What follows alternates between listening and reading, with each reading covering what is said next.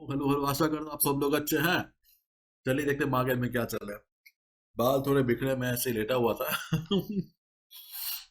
तो जैसे कि हमने सुबह देखा कि डीएक्स में सेल चल रहा था, लेकिन फिर भी हम एक्सपेक्ट कर रहे थे कि मार्केट 103.50 के आसपास सपोर्ट लेगा, क्योंकि ये डीएक्सवाई का आखिरी सपोर्ट है।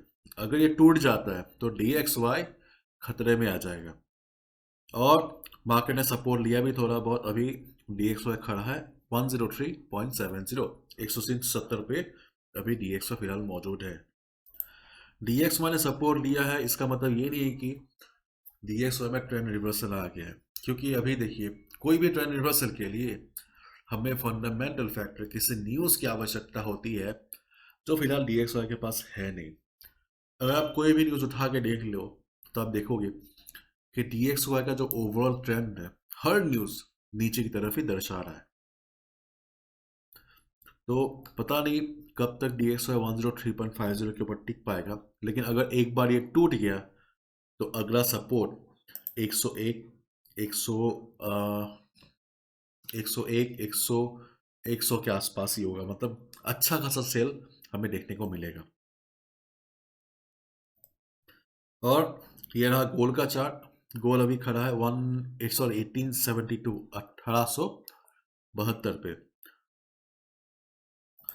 सुबह मैंने आप लोगों को क्लियरली बता दिया था कि हमें यहाँ पे बाय नहीं करना, बाय खतरे से खाली नहीं है।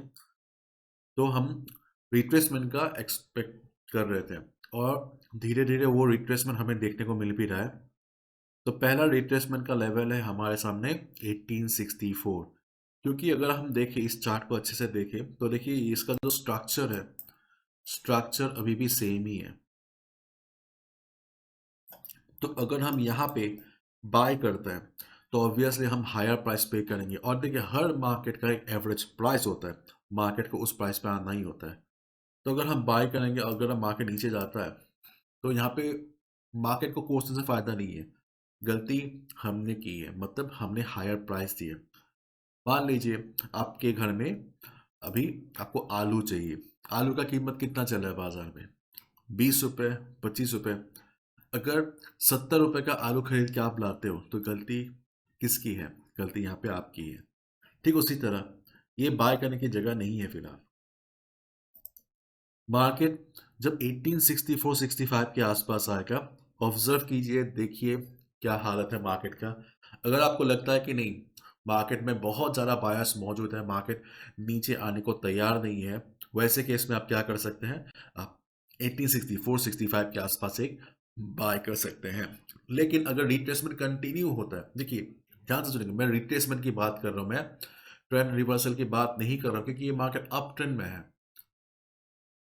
और अगर यूएस सेशन के दौरान अगर अचानक से डीएक्सओ में बिकवाली आती है, डीएक्सओ अगर 103.50 के नीचे जाता है, तो ऑब्वियसली मार्केट नीचे नहीं आएगा, मार्केट यहीं से भागना चालू करेगा। ठीक है, तो डीएक्सवाई भी एक अहम भूमिका निभाएगा। तो अगर मार्केट इसके नीचे फिसलता है, 1864 के नीचे फिसलता है, तो इसके बाद अगला सपोर्ट बनेगा 1850, 1850 के आसपास। क्योंकि 1850 पहले यहाँ पे देखिए रेजिस्टेंस का काम कर रहा था, तो हो सकता है अभी सपोर्ट का काम करे।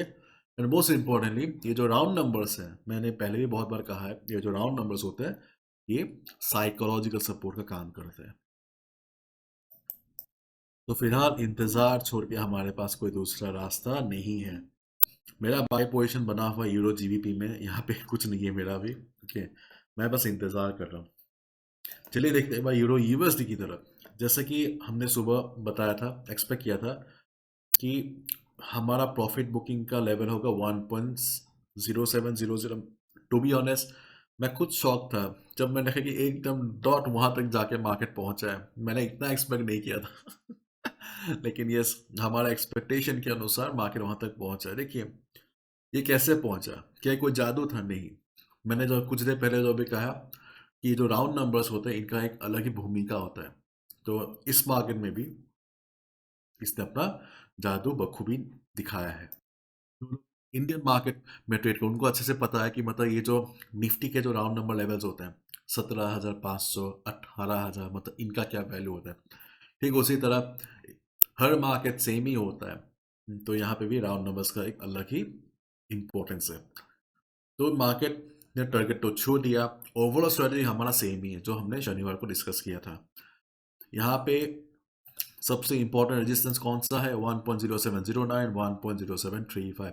अगर यूरो यूएसडी को अगर अप ट्रेंड में जाना है तो इस लेवल को पार करना ही पड़ेगा। स्पेशली स्विंग ट्रेडर्स जो बाय पोजीशन लेके कुछ दिन रहना चाहते हैं, वेट करना चाहते हैं, उनके लिए ये लेवल सेफ है। अगर इसको तोड़ता है उसके बाद ही हम बाय कर सकते हैं। लेकिन क्योंकि ओवरऑल तो मार्केट अप ट्रेंड में है, लेकिन यहाँ पे क्या है, यहाँ पे मार्केट साइडवेज है। इनकेस अगर यहाँ पे जाने के बाद अगर बिग वाली भी आती है, रिवर्सल आता है, एक हल्का सा क्विक सेल भी आप ले सकते हैं।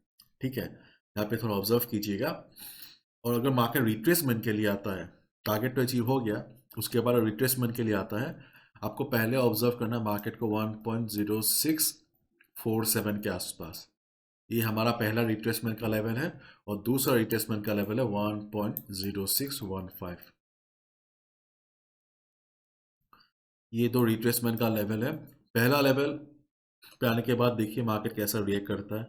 अगर सपोर्ट लेके फिर से अगर बाउंस करता है, अगर आप चाहो तो बाय कर सकते हैं। और दूसरा लेवल है 1.0615। फिलहाल मैं यहाँ पे कोई सेल का कॉल नहीं दूंगा इस जगह पे। अगर मार्केट ये जो ऊपर जो बड़ा लेवल है हमारा 1.0709, 1.0735, अगर यहाँ से रिवर्स करता है तब हम सेल के बारे में सोच सकते हैं।